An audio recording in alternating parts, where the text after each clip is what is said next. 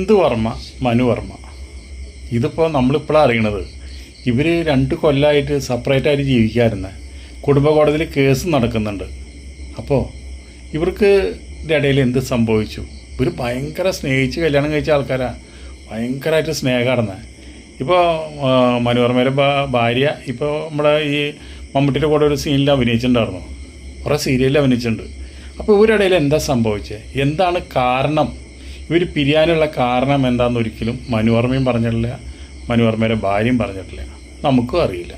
അത് അവരുടെ ഇടയിൽ വ്യക്തിപരമായിട്ടുള്ള കാര്യങ്ങൾ ഒത്തുപോകാൻ പറ്റുന്നില്ല. അതുകൊണ്ട് നമ്മൾ പിരിയുന്നു. കുടുംബ കോടതിയിൽ കേസ് നടക്കുന്നുണ്ട്. കേസിൻ്റെ തീർപ്പായിട്ടില്ല. ഇനി ഒരു കാരണവശാലും ഒത്തുപോകാനായിട്ട് തയ്യാറല്ല രണ്ടുപേരും എന്ന് വ്യക്തമാക്കി കഴിഞ്ഞവർ രണ്ടുപേരും. അതുകൊണ്ട് എത്രയും പെട്ടെന്ന് മ്യൂച്വലായിട്ട് പെട്ടെന്ന് ഇപ്പോൾ ഡൈവോഴ്സ് കിട്ടും. പക്ഷേ നമ്മളിതിൽ മനസ്സിലാക്കാൻ ഒരു കാര്യമുണ്ട്. സ്നേഹിച്ച് കല്യാണം കഴിച്ചാൽ പലർക്കും ഡൈവോഴ്സ് അത്യാവശ്യം.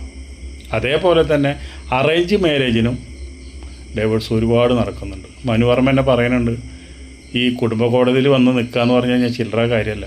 അവിടെ ചെല്ലുമ്പോൾ ഒരു മഹാസമ്മേളനത്തിലുള്ള ആൾക്കാരുണ്ടെന്നാണ് പറയുന്നത് അവിടെ. അപ്പോൾ എന്താണ്, എല്ലാവർക്കും ഡൈവോഴ്സിന് വേണ്ടിയുള്ള ഇതാണ്. കേരളത്തിലെ ഏറ്റവും കൂടുതൽ ഡൈവോഴ്സാണ് നടക്കുന്നതുണ്ട്. അപ്പോൾ ആദ്യമൊക്കെ വേറെ സംസ്ഥാനങ്ങളാണ് നടന്നത്. ഇപ്പോൾ കേരളമാണ് മുൻപന്തിയിൽ. എന്താണത്? ഇങ്ങനെ പോയി കഴിഞ്ഞാൽ എവിടെ എത്തും? ഈ സ്ത്രീകളൊക്കെ ഇനി രണ്ടാമത് കല്യാണം കഴിച്ച് കഴിഞ്ഞാൽ ചിലപ്പോൾ അവിടെയും ഡൈവോഴ്സ് ആവും.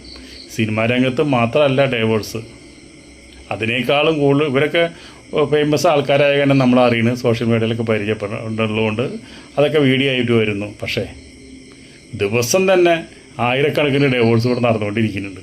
അത് നമ്മൾ ആരും അറിയുന്നില്ല. അതെന്താ കാരണം എന്ന് വെച്ചിട്ടുണ്ടെങ്കിൽ അവരൊന്നും ഫേമസ് അല്ല. അവർ ഡൈവോഴ്സ് കഴിഞ്ഞാൽ അതൊന്നും ഒരാളും വാർത്തയാക്കാറില്ല. അതുകൊണ്ട് പക്ഷേ ഇങ്ങനെ പോയാൽ കേരളം എവിടെ എത്തും എന്ന് നമ്മൾ ചിന്തിക്കുന്നത്. ഇങ്ങനെ ഡൈവോഴ്സ് ആവാന്ന് വെച്ചിട്ടുണ്ടെങ്കിൽ പിന്നെ എന്താണ് ഈ കല്യാണം കഴിക്കുന്നത്? കല്യാണം കഴിച്ച് 2 കുട്ടികളുണ്ടായി, അത് കഴിഞ്ഞ് ഡൈവോഴ്സ്. കഷ്ടപ്പെടുന്നത് ആ 2 കുട്ടികളാണ്. ഇവരെന്തൊക്കെ പ്രശ്നങ്ങളുണ്ടെങ്കിൽ അതൊന്നും കുട്ടികളെയും വിദ്യാഭ്യാസത്തിനെയും കുട്ടിയുടെ ബുദ്ധിയെയും കുട്ടിയുടെ ഭാവി ജീവിതത്തെ വരെയാണ് തകർത്തുകൊണ്ടിരിക്കുന്നത് ഇങ്ങനെയുള്ള ഡൈവോഴ്സ് നടക്കുമ്പോൾ. അതും കൂടി നിങ്ങളൊന്ന് ചിന്തിക്കുക. ഇങ്ങനെ ഡൈവോഴ്സ് കഴിക്കാൻ നിങ്ങൾ കല്യാണം കഴിക്കാണ്ടിരിക്കാൻ നല്ലത്. ഇനി ഒരു ഡൈവോഴ്സ് കഴിഞ്ഞാൽ പിന്നെ നിങ്ങൾ ഒരിക്കലും രണ്ടാമതൊരു കല്യാണത്തിന് വേണ്ടി പ്രതീക്ഷിക്കും വേണ്ട. അതാണായാലും പെണ്ണായാലും വീണ്ടും പ്രശ്നങ്ങളുണ്ടാവുള്ളൂ.